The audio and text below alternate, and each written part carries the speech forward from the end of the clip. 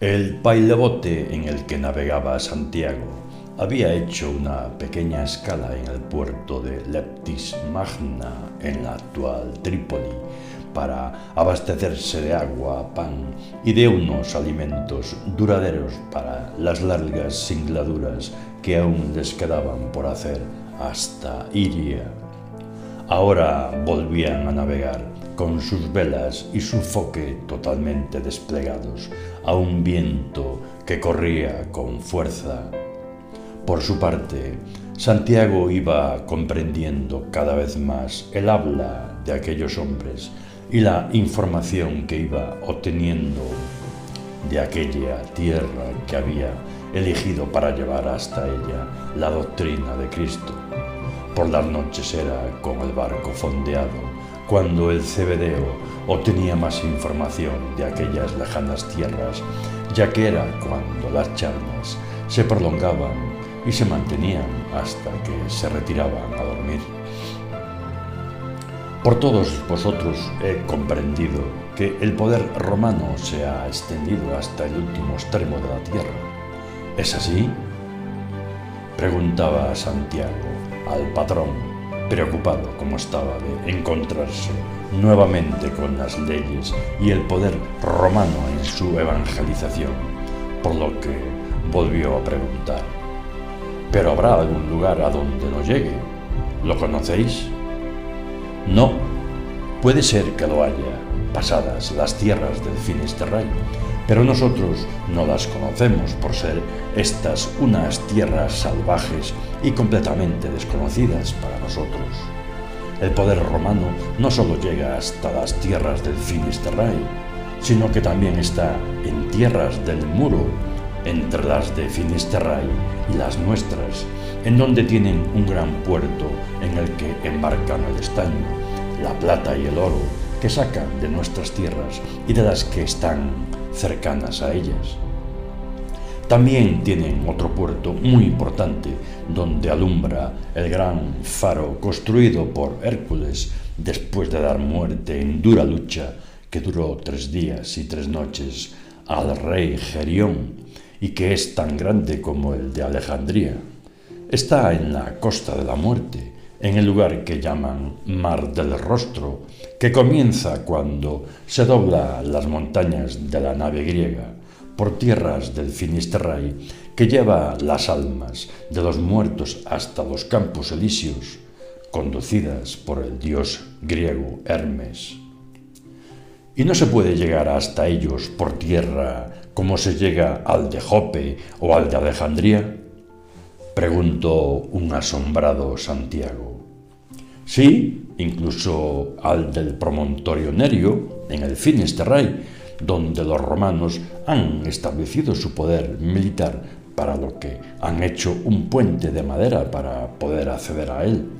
Han hecho calzadas de piedra que incluso cruzan nuestras altas montañas para comunicarse con estos puertos hasta los que llevan los metales que extraen de las minas.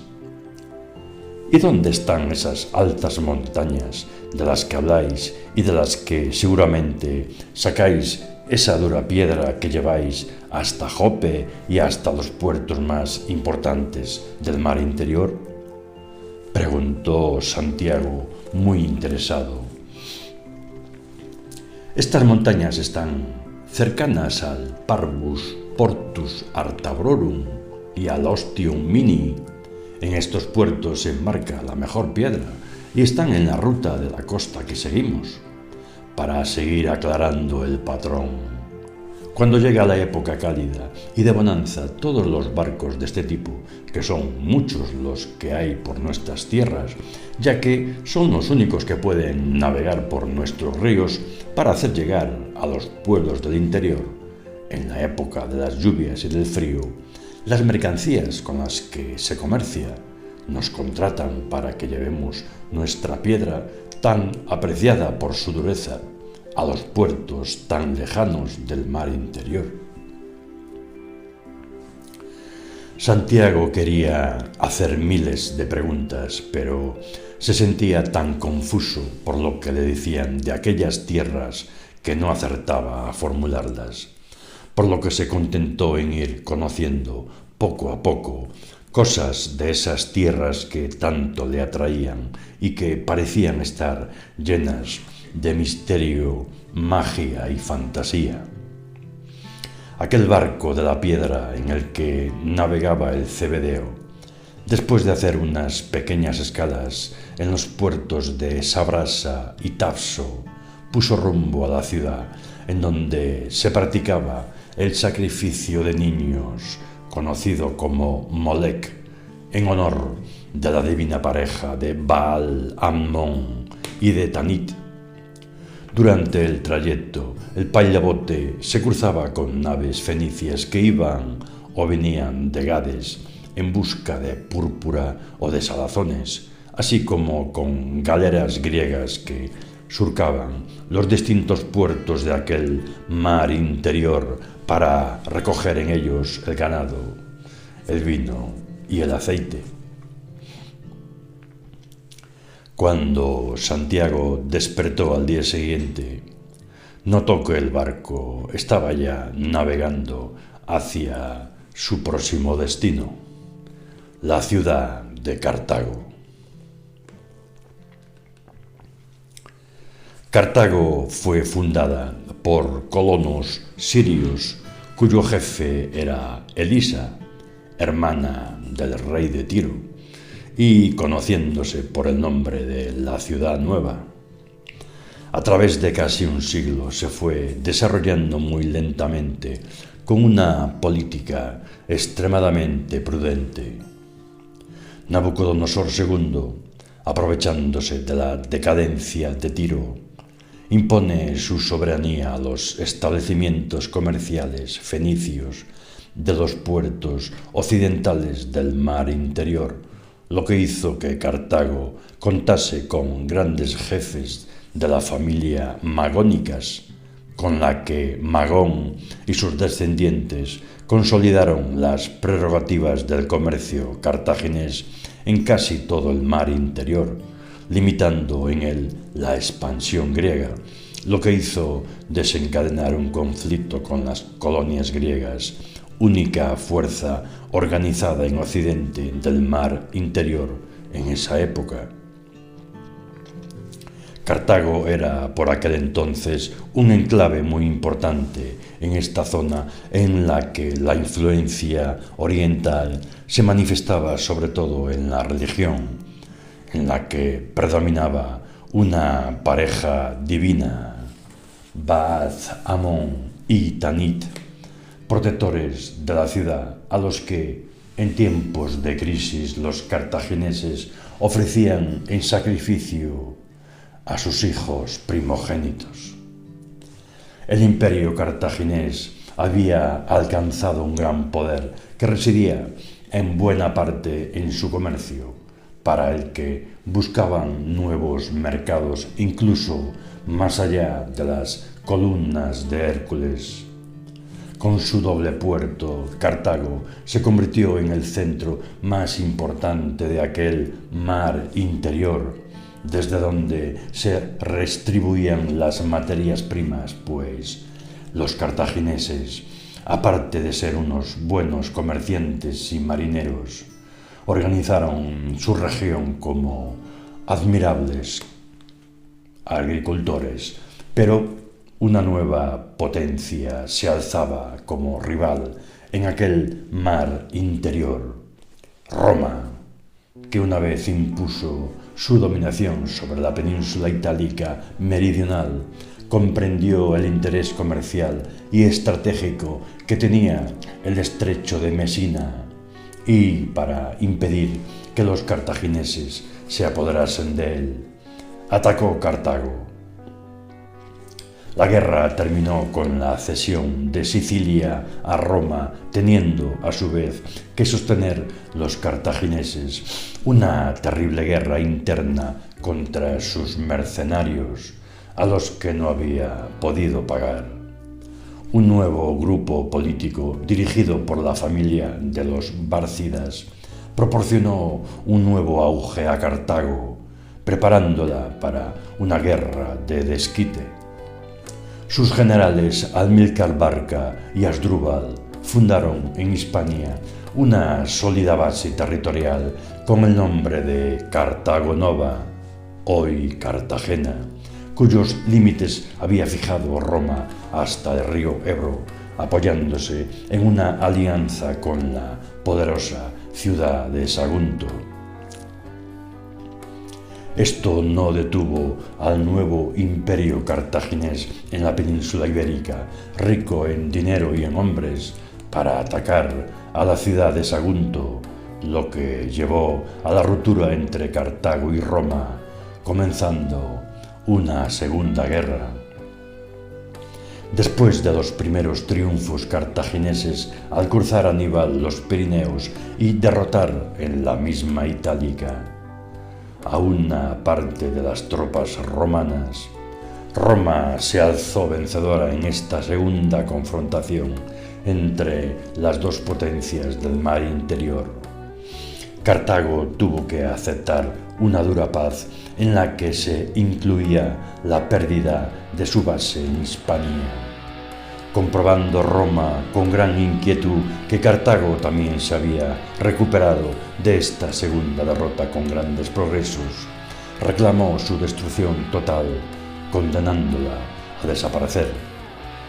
La tercera guerra entre romanos y cartagineses se saldó con la total destrucción de Cartago, que fue arrasada y se prohibió que nada fuese reconstruido en su solar, por lo que pasó a ser provincia de la África romana. No obstante, menos de 25 años después de la destrucción sufrida por Cartago, el segundo de los Gracos intenta fundar una colonia en esa tierra maldita, pero su proyecto fracasa, lo que no impide que la tentativa sea llevada nuevamente a cabo por César. Más tarde, los triunvirus convirtieron en realidad los planes del dictador, creándose una colonia en la que Octavio instaló a los colonos en el mismo centro de la antigua capital púnica de Cartago, cuya flota se encargaba de transportar el trigo a Roma, convirtiéndose por su prosperidad en metrópoli del África romana y sede del procónsul del César. Este era el Cartago al que llegaba Santiago el Cebedeo en aquella frágil y nada cómoda embarcación, que debía no sólo de aprovisionarse de víveres para venideras singladuras, sino descargar parte de la carga que traía para dicho puerto y cargar trigo para llevarlo hasta los puertos de Gades en la Bética y al de Iria Flavia en Galaecia. Después de dejar atrás Cartago, el pailebote siguió la ruta hacia la lejana tierra de Iria Flavia.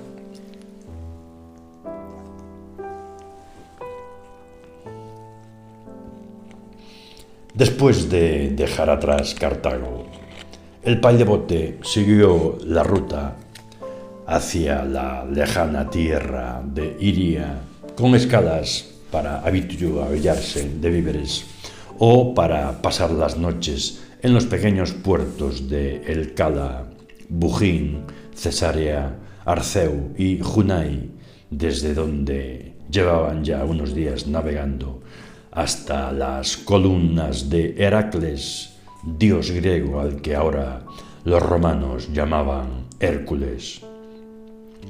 El viaje hasta aquí había sido largo y un tanto monótono, pero muy importante para Santiago, pues no solo había conocido muchos datos de la tierra que había escogido para predicar en ella su evangelio, sino que iba aprendiendo a hablar su lengua gracias al diario roce con la gente que tripulaba el barco, poniendo en práctica al mismo tiempo con ellos las enseñanzas de ese evangelio. Ahora las tierras de las costas africanas se iban perdiendo por babor, mientras que por estribor aparecían lejanas las tierras de Hispania por la Bética. El viento era más fuerte y constante, por lo que el barco navegaba a buena marcha por un mar más ondulado, y aunque el calor seguía siendo sofocante, no lo era tanto como en las tierras que habían dejado atrás. Aquella mañana, dado el estado del mar, nadie se atrevía a dormir sobre la cubierta. Todos estaban sobre ella, pendientes de la navegación del barco que, empujado por el constante viento, subía y bajaba por las profundas olas camino de aquellas columnas de Hércules que tanto temor producían en la tripulación. «Mirad allí al fondo», gritó a todos el patrón, señalando el horizonte con su brazo extendido. «¡Son las columnas de Hércules!». Todos fijaron sus ojos en la lejanía del horizonte, donde, a duras penas, Santiago pudo ver dos enormes rocas que sobresalían de la profundidad del mar.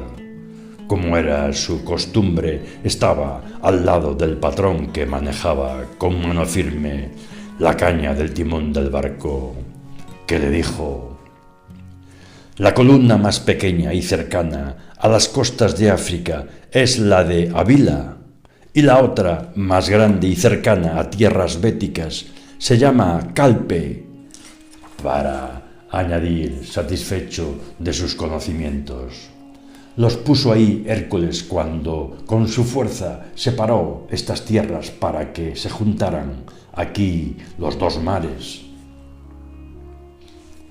A medida que el barco se acercaba a la gran roca de la costa bética, el mar se encrespaba y el viento soplaba con más fuerza, haciendo notar frío entre los rostros de todos.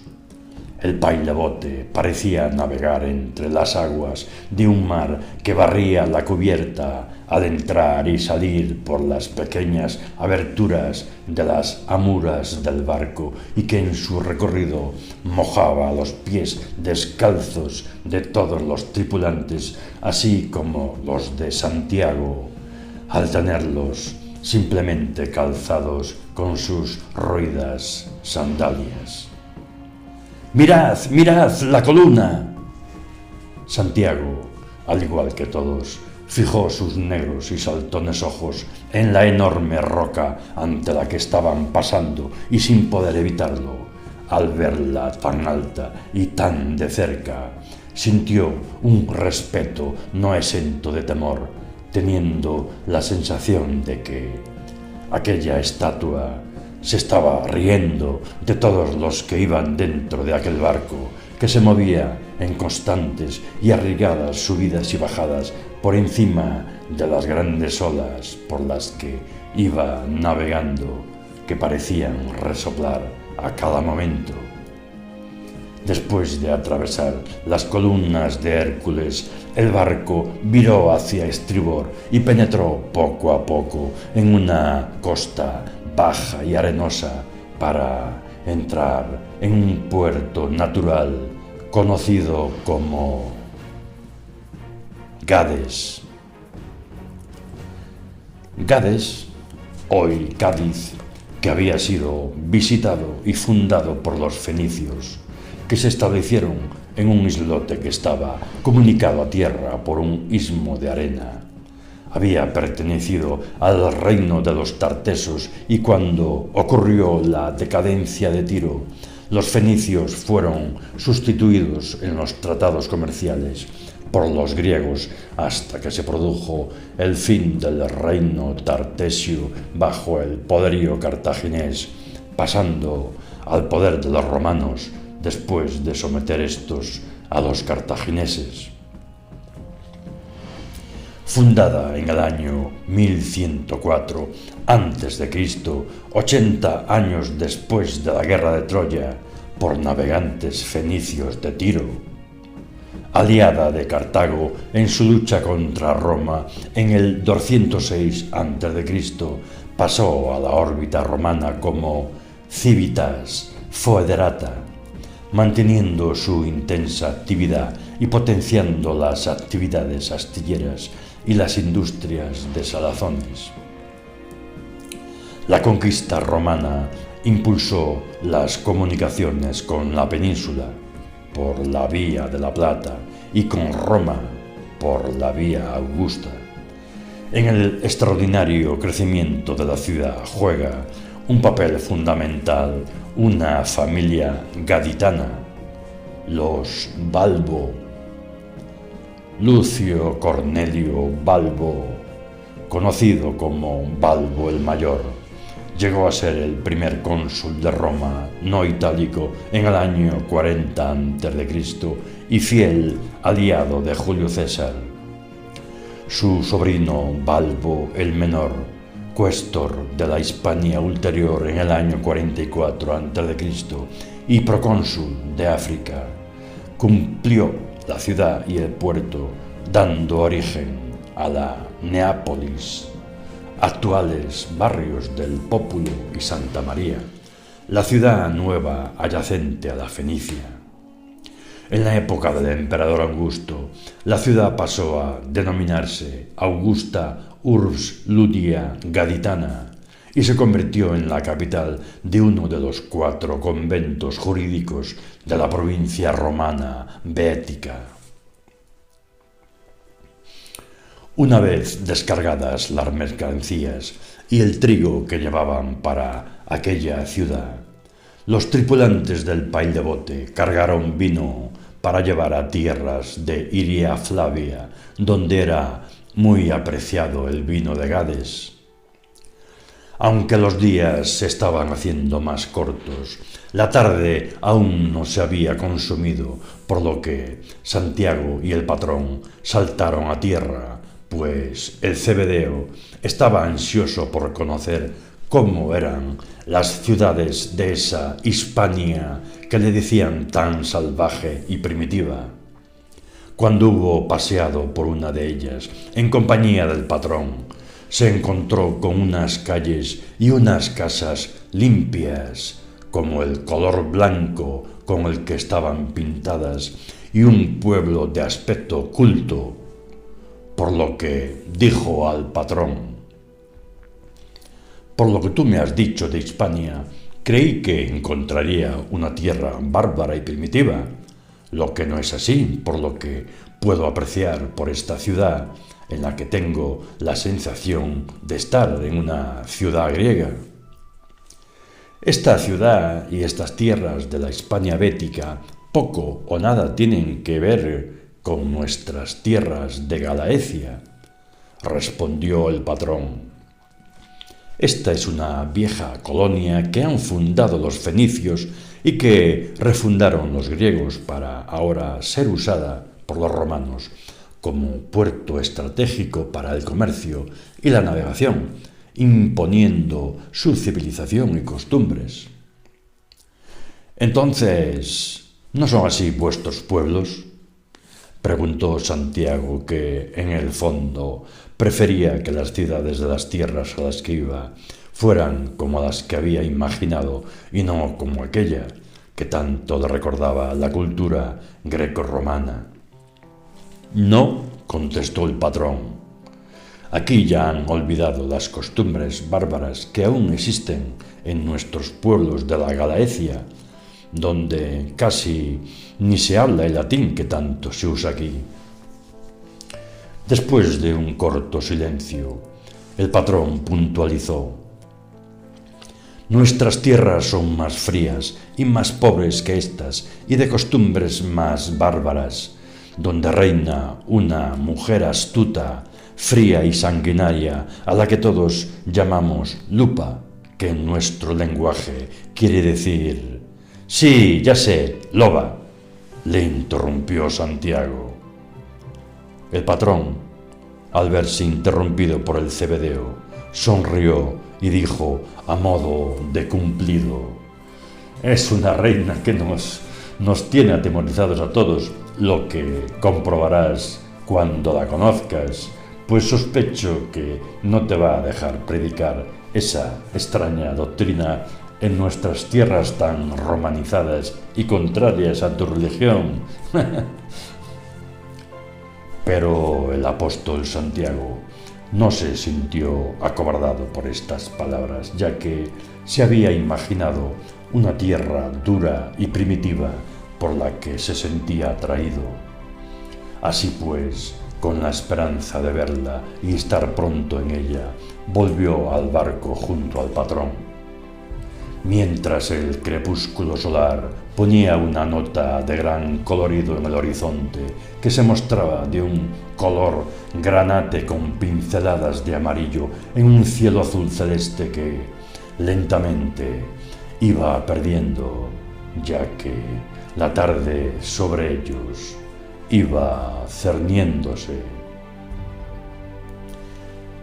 Con las primeras luces del día, el barco abandonaba el blanco y luminoso puerto de Gades, deslizándose suavemente, empujado por un constante viento y con un mar en calma de la costa baja y arenosa por la que iba navegando en busca del Cabo Sagrado, que, una vez doblado, le haría enfilar proa por las costas lusitanas hacia las tierras de Iria Flavia.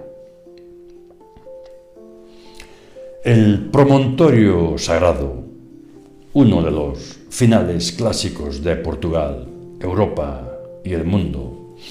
La duda es si este lugar, mencionado por Estrabón, por Plinio y Avieno, corresponde al actual Cabo de San Vicente, o si se trata de la costa que hay entre ese cabo y Sagres. Están muy cerca, pero no son la misma cosa. A partir de la fortaleza de Sagres, un gran dedo de tierra se hunde en el ojo verde del mar, y a 5 kilómetros de allí, una quijada poderosa, el Cabo de San Vicente, se adentra en un océano que, lejos de ser el último precipicio del mapamundi, llevó a los navegantes hasta África y hasta América. Ambas puntas o cuernos tienen credenciales como para haber sido designadas como el promontorio sagrado. En Segres existió posiblemente un templo fenicio dedicado a Baal Cronos. Más dudoso es que fuese allí donde el infante Enríquez puso su escuela de navegantes. Hay quien sostiene que ese célebre centro estuvo en Castro Marín, en la frontera con España, y que allí se guardaron secretos y archivos de la Orden de Cristo, la sucesora de la Orden del Temple, de la cual el infante era gran maestre.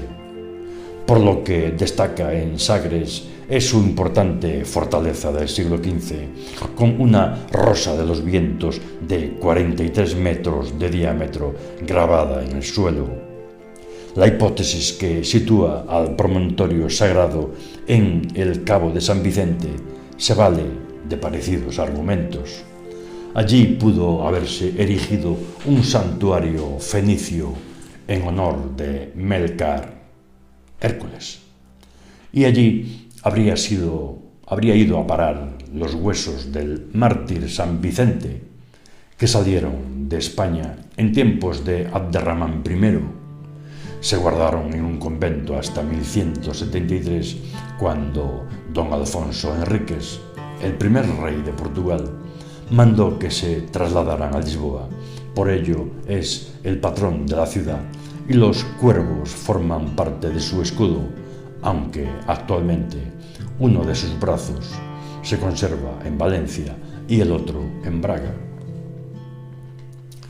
En el año 304 después de Cristo, San Vicente mártir fue ejecutado en Valencia por el gobernador Publio Daciano, al negarse a renunciar a su fe cristiana. Se dice que el mandatario romano ordenó arrojar el cuerpo del santo al monte para que fuera devorado por los animales. Misteriosamente, el cadáver quedó intacto. Al parecer, había sido protegido por un cuervo. Publio Daciano optó por tirarlo al mar atado a la piedra de un molino. En este caso tampoco los planes salieron según lo previsto y el cuerpo se desprendió de la piedra y fue conducido por la marea, custodiado también por unos cuervos hasta lo que hoy conocemos como Cabo de San Vicente. En esa costa vicentina, declarada parque natural, hay plantas y aves de interés, y menhires y crones del Neolítico. Sopla mucho el viento, ideal para los surfistas, pero las puestas de sol son lo que goza de más predicamento. Todas las tardes llegan al Cabo de San Vicente flotas de autobuses con la única finalidad de ver a la bola del sol metiéndose entre las olas. Algunos evocan a los latinos que dijeron que aquí acababa el mundo y que el sol, al ponerse, hacía hervir el mar. Los comunes mortales no debían merodear de noche por el promontorio sagrado cuando salían los dioses y sus sacerdotes a practicar sus rituales. Hoy el peligro radica en dar un mal paso en los peñascos resbaladizos. Una sencilla lápida entre las rocas recuerda la desaparición del alemán Sven Greff. Como todo cabo que se precie, este también cuenta con un coqueto faro, farol, como se dice en portugués. No es demasiado alto, solo mide 28 metros y forma parte de la fortaleza de San Vicente que data del siglo XVI. Ambas construcciones no son las originales, ya que éstas no superaron, hasta en 2 ocasiones, los devenires de la historia. El legendario pirata británico Francis Drake destruyó la fortaleza y el primitivo faro en 1587 y, posteriormente, el terremoto de Lisboa de 1755 también acabó con ambos, después de haber sido reconstruido en 1606.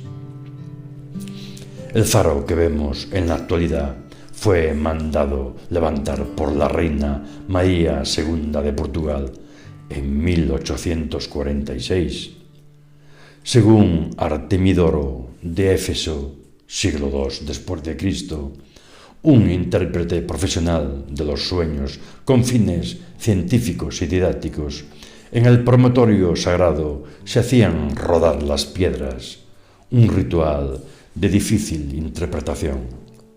Puede que se tratara de voltear anclas de piedra como homenaje a los dioses o para protegerse de los naufragios. No en vano, allí se dio en creer en los moledos, rocas que, si las movía, volvían a su lugar como si estuviesen vivas.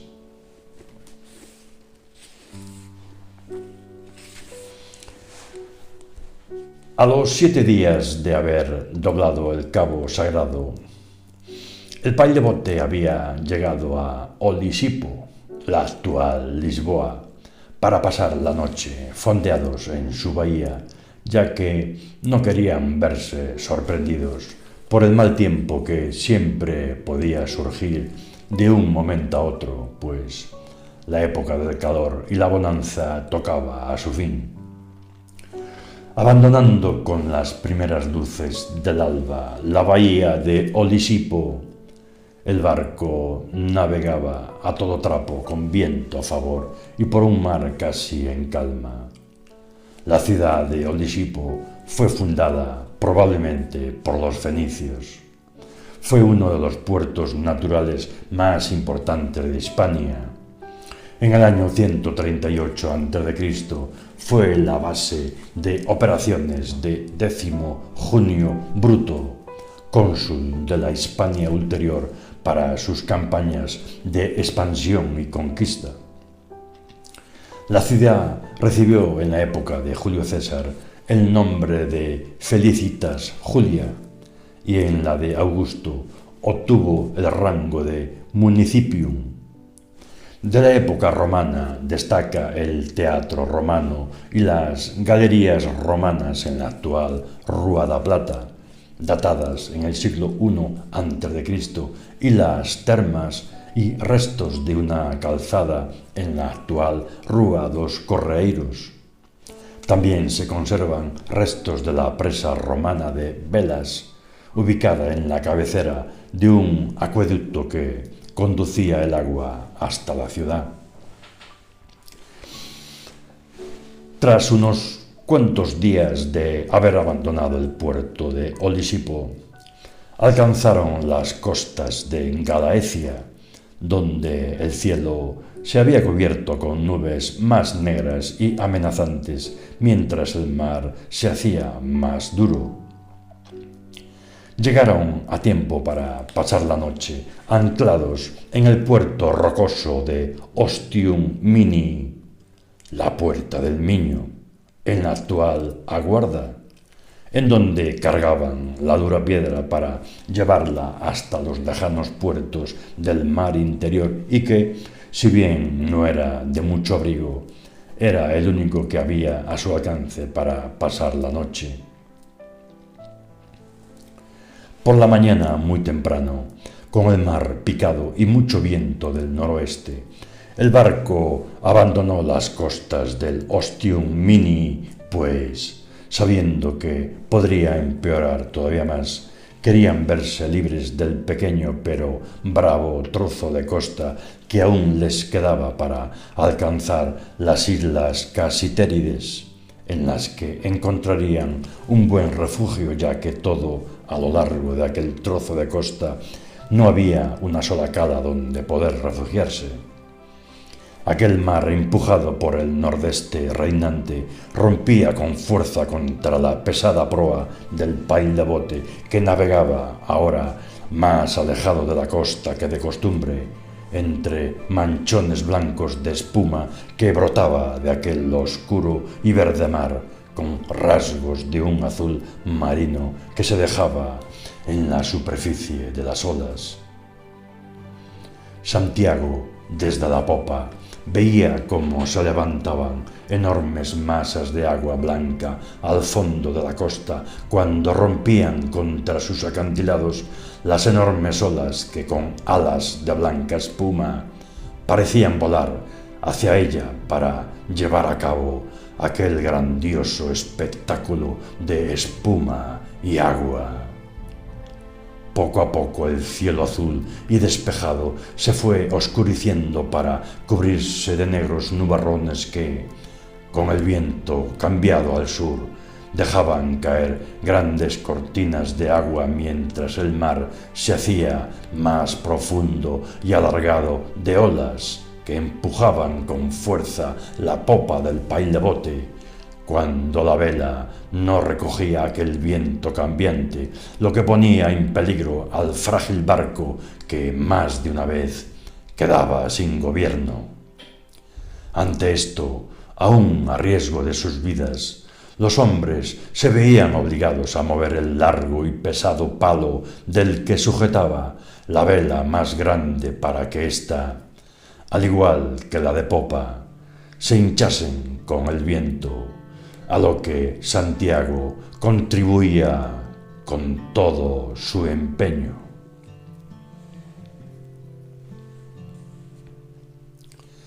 Con fuertes olas de popa, parecía que la embarcación iba a hundirse de un momento a otro antes de alcanzar el refugio que buscaban en las ansiadas islas Casitérides, a las que entraron por su boca sur, la más cercana a la costa, con gran riesgo antes de verse amparados por los 3 enormes picachos que parecían brotar de aquel embravecido mar.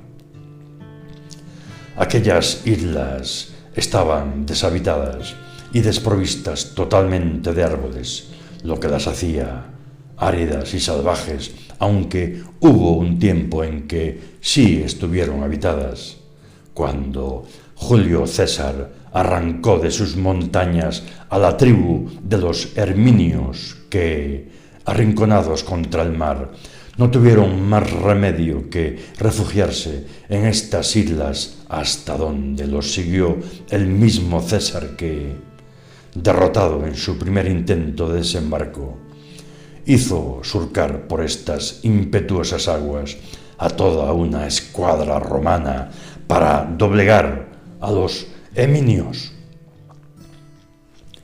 Vencidos por el cansancio de la lucha y el hambre, aislados como estaban, no tuvieron más remedio que rendirse al gran César en el asilo de la muerte. Victoria esta que valió al César ser elevado al consulado. Las islas Casitérides son hoy las islas Cíes. Después de pasar un día al amparo de las islas Casitérides en espera de que el mar se calmase, pudieron al fin abandonarlas por la boca norte.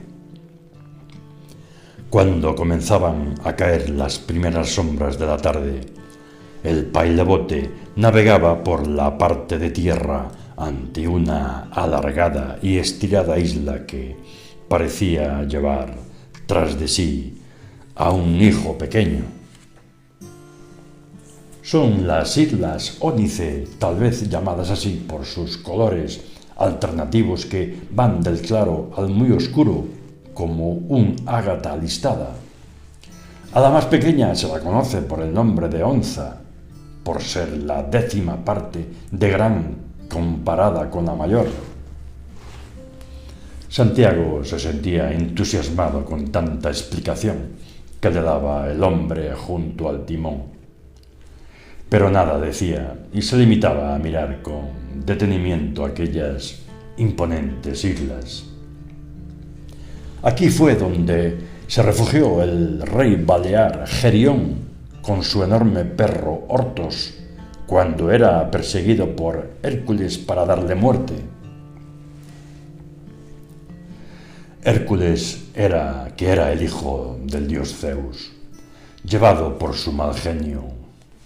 Había matado a su mujer y a sus hijos, por lo que fue castigado por el oráculo de Delfos que, para purificarle, le condenó a realizar 12 trabajos entre los que se encontraba tener que arrebatarle los bueyes al rey balear Gerión, que los tenía custodiados por su enorme perro Ortos. Perseguido por Hércules, Gerión se escondió en esta isla amparada por su perro Ortos. Descubierto por Hércules en su escondrijo, una cueva que hay al sur de la isla. Mientras Hércules luchaba con el perro, Gerión escapó y, atravesando el mar del rostro, se fue a esconder a la punta de la ciudad del Faro, hasta donde lo siguió Hércules después de dar muerte al perro, al que aplastó con una enorme roca que aún se encuentra en la isla y la que nadie es capaz de levantar ni mover. Una vez descubrió a Gerión que se había escondido en tierra firme en lo alto de esa punta del Faro debajo de su barca. Hércules le dio muerte después de una dura lucha que duró 3 días con 3 noches. Y en el mismo sitio que dio muerte al rey balear, levantó una gran torre donde prendió una hoguera para notificar así a su padre y al oráculo de Delfos que había cumplido con su trabajo. La última noche de aquel largo viaje, que duraba cerca de 3 meses, la pasaron fondeados ante una gran playa que, aún abierta a los vientos del sur, era un refugio cómodo para pasar la tranquila y estrellada noche. En aquella gran playa tenía lugar un ritual relacionado con la fecundidad, en donde las espumosas y copiosas olas que aquí a morir venían eran sus principales protagonistas. Aquella era la gran playa de la fecundidad. No se trata de creer que el mar tenga propiedades fecundadoras, sino de echar mano de antiguas reminiscencias que datan ya de la mitología griega y en concreto de la diosa Venus. Venus es la concha y la concha es el sexo femenino. Esta playa, la gran playa de Alanzada, tiene forma de concha y el mar, con su fuerza, penetra en la arena de tal manera que la espuma de sus olas viene a ser el semen. Para completar el ritual, falta la simbología asociada al número 9 y, en general, a los números impares que van unidos a tradiciones gallegas. Y ya tenemos el cóctel perfecto para poner en práctica un ritual que muchas mujeres llevan a cabo el último fin de semana de agosto, el baño de las 9 olas que realizan a medianoche para quedarse embarazadas. No es solo la playa, ni el mar, ni las olas. Es también la ancestral capilla, las rocas y el enclave mágico en el que se sitúa. Porque las mujeres que buscan descendencia, si son conocedoras de los misterios de Alanzada, no se conforman con el baño. Van también al acantilado que hay detrás de la capilla y buscan a Cuna da Santa, una roca con forma de asiento que entronca con las creencias fecundadoras de algunas piedras y en las que se sientan o se acuestan para pronunciar su deseo. Menos conocida es la leyenda de un pino que hay en la isla de Cortegada, frente a las Malveiras, y sobre el que las mujeres daban 9 vueltas con una doble función, la de quedarse embarazadas y la de espantar el mal de ojo. 9 vueltas, 9 olas, 9 meses. Es el 9 el número de la persistencia, la generosidad y la capacidad de empuje. Al igual que en el promontorio Nerio, donde este rito se lleva a cabo en el Ara Solis, aquí en esta playa, las mujeres estériles vienen en noches de luna llena para ser fecundadas y luego esperan que las aguas del mar, fuente de toda vida, regadas por las preces del haz lunar, lo fructifiquen en su seno. Todo esto se lleva a cabo delante del sumo sacerdote de la necrópolis de Lámbrica, poblado al que pertenecen estas mujeres. Santiago quedó silencioso y mirando la figura de aquella mujer sumergida hasta la cintura en las plateadas aguas de aquel mar.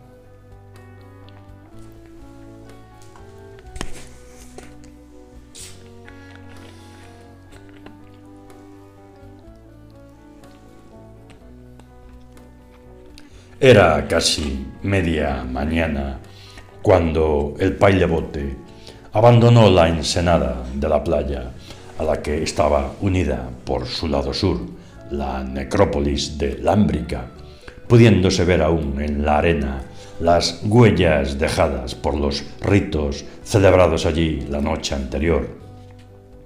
El día se mostraba soleado y corría una ligera brisa que no era suficiente para hinchar la vela y el foque, por lo que hubo que mover el barco a base de remos y conducirlos hasta la isla que se divisaba muy cercana, un poco más pequeña y más chata que la anterior, perdiéndose en la lejanía por popa.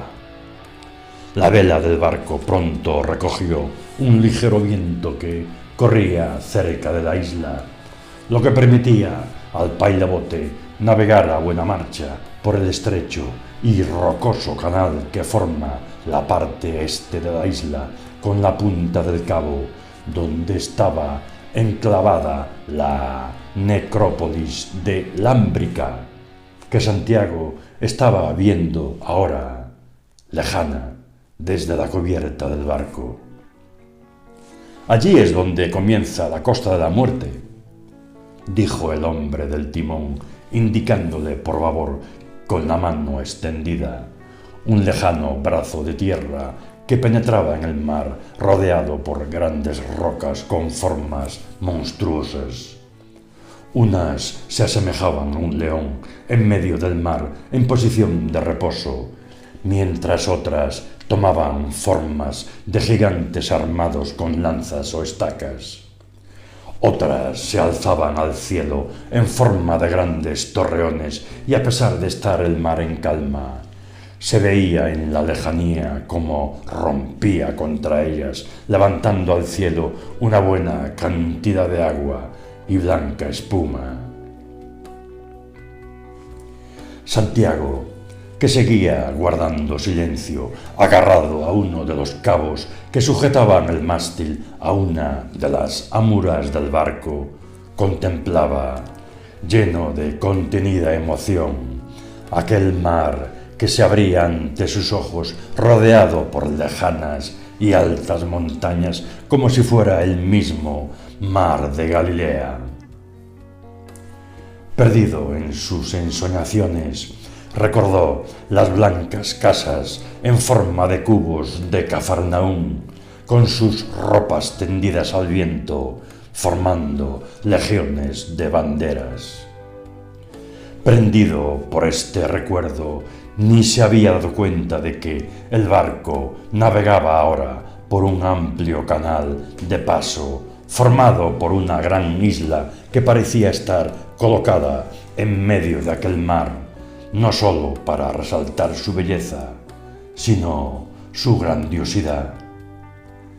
Después de tantos días de navegación, Santiago Cebedeo sentía esa emoción que todos sentimos cuando nos estamos acercando a algo nuestro, donde esperamos encontrar la gloria de nuestro propio destino.